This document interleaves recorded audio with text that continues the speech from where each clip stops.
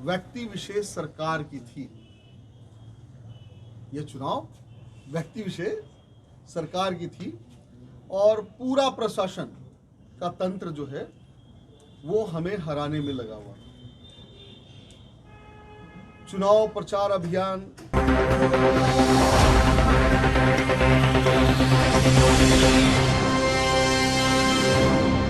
बेलागंज विधानसभा के पूर्व राजद उम्मीदवार विश्वनाथ कुमार सिंह अपने गया स्थित आवास पर प्रेस वार्ता की। विश्वनाथ कुमार सिंह ने बेलागंज की जदयू विधायक मनोरमा देवी पर कई गंभीर आरोप लगाए हैं। विश्वनाथ कुमार सिंह ने कहा कि जदयू विधायक भ्रम फैला रही है। 26 अक्टूबर 2024 से पहले हमारे पिता सह तत्कालीन बेलागंज विधायक डॉक्टर सुरेंद्र प्रसाद यादव द्वारा बेलागंज में कुल 76 सड़कों को पास कराया गया था। इन 76 सड़कों में 26 नई सड़क तथा 50 सड़क जीर्णोद्धार के लिए शामिल है। इन सभी सड़कों का डीपीआर तक तैयार हो चुका था, लेकिन आचार संहिता के कारण टेंडर प्रक्रिया नहीं आ सका। हाल के दिनों में कई मध्य से ज्ञात हुआ कि अब इस 76 सड़कों की योजना को काटकर दूसरी जगह ले जाने का प्रयास किया जा रहा है। यह सभी सड़कें स्थानीय लोगों की बुनियादी ज़रूरतों को समझते हुए पास कराया गया था। अब इन सभी सड़कों को बेलागंज की वर्तमान विधायक श्रेय लेना चाह रही है। वह सरकार जनता को भ्रमित करने की बात कर रही है। उन्होंने बेलागंज के वर्तमान विधायक को नसीहत देते हुए कहा कि बेलागंज के विकास के लिए झूठा क्रेडिट ना लें। इन सभी 76 सड़कों को छोड़कर नए सड़कों के लिए प्रपोजल रखें। मैं उन्हें जीत की बधाई देते हुए कहना चाहता हूं कि बेलागंज के विकास के लिए हमारा उनको पूरा सहयोग रहेगा। विश्वनाथ यादव ने कहा कि जिन सड़कों का श्रेय वर्तमान विधायक लेना चाहती है, उन सड़कों में से कुछ का काम भी शुरू हो गया था, शिलापट भी लगाया जा चुका है, लेकिन आचार संहिता के कारण कार्य रुक गया। फलस्वरूप इन सभी शिलापट को तोड़ दिया गया, जिसमें पथरौरा, नैली, प्रतापनगर आदि शामिल है। जिन सड़कों का डीपीआर के बाद कार्य शुरू हुआ उनमें घुटिया पीएमजीएसवाई रोड से चंदौली, कटारी चंदौती पीडब्ल्यूडी रोड से गांधीनगर शामिल है। मेट्रो रेल को बेलागंज तक ले जाने को बात को भी सिरे से खारिज किया।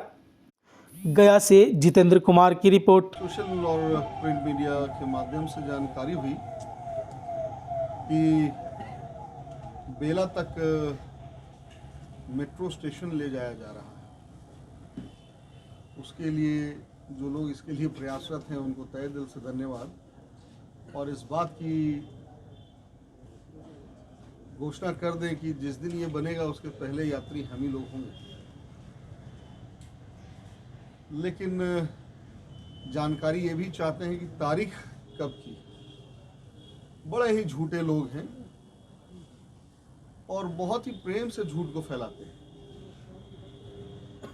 उदाहरण स्वरूप मेरे पास कुछ कागजात हैं जो कि 2 दिन पूर्व पदाधिकारियों की जो राइट्स की बैठक हुई थी, उसमें जो मेट्रो प्रोजेक्ट का डीपीआर की तैयारी और उस पर जो चर्चाएं थी, जो उसका फंड था, बजाते उस पर एक फैसिबिलिटी रिपोर्ट था कि IIM बोधगया से सन सिटी तक मेट्रो को चलाया जाएगा। उसमें बेला बराबर या कहीं के रूट की तो और चर्चा थी ही नहीं। लेकिन ये भ्रम फैला रहे हैं कि भाई हम बेला तक मेट्रो ले जाएंगे, हो सकता है ये चांद तक मेट्रो पहुंचा दें। इनका कोई सीमा नहीं। ये मांग किए हैं, हम ऐसा नहीं पूरे मांग किए हैं कि बेला तक होनी चाहिए। हम उस मांग का समर्थन करेंगे।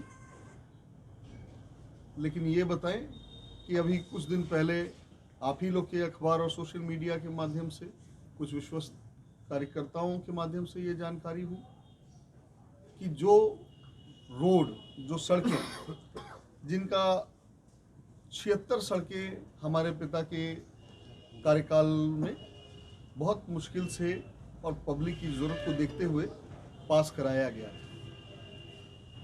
ये योजनाएं की पुनः नापी और तत्काल इसकी मांग उनके द्वारा की गई है।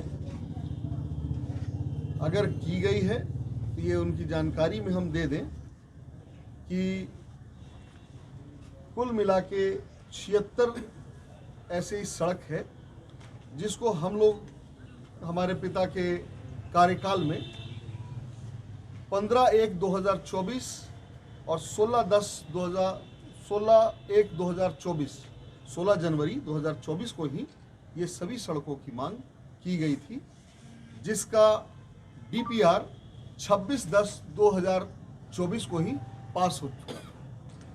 यानी कि वर्तमान में जो ये सड़क 26/10/2024 को ये कर दिया गया, उससे पहले ही हो गया।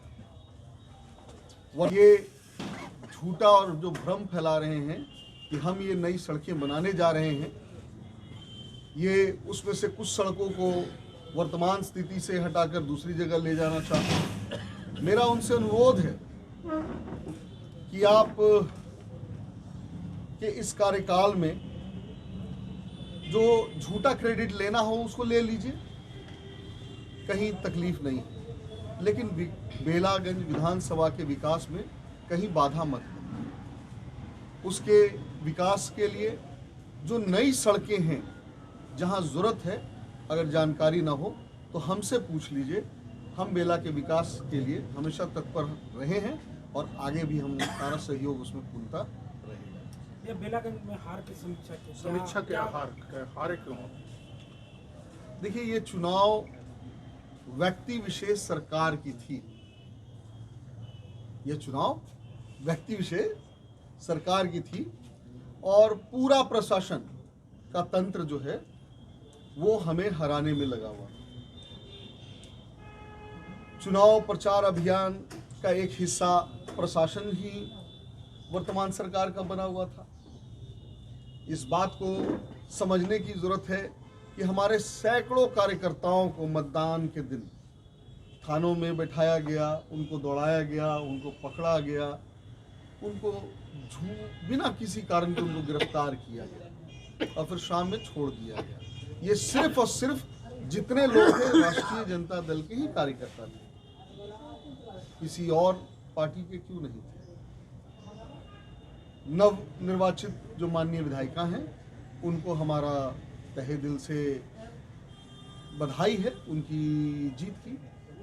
जनसुराज भी हराने का काम किया आपको?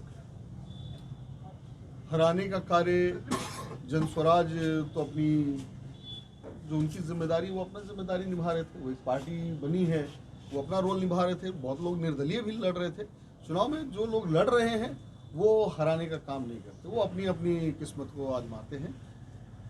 बाकी जो फैक्टर है वो मैंने आप लोग को बताया, इस सरकार बनाम व्यक्ति विशेष था।